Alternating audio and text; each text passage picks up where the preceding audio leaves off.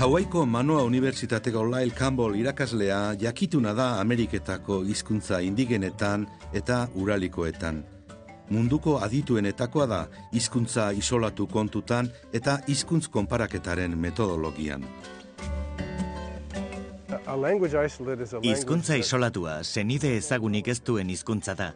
Beraz, isolatua dago hizkuntz familia batean bizirik geratzen den senide bakarra delako. Zehatz mehatz esaterik ez dago, baina munduan 130 bat hizkuntza isolatu daude. Datu garrantzitsua da hau, jende asko hizkuntza isolatu gutxi batzuk baino ez direla geratzen uste duta. Euskara da ospetsuena, ainu eta burutsaski hizkuntzekin batera. Euskara hizkuntza isolatua eta seniderik gabekoa dela diogunean, familiaren batekin aidetua dagoenik ezin dugulako frogatu da. Baina horrek ez du esan nahi sekula familiarik izan ez duenik.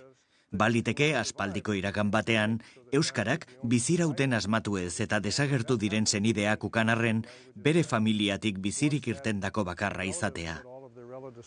Gainera, baliteke euskarak oraindik ez ezaguna zaikun senideren bat izatea, edo ez dakigula nola bilatu.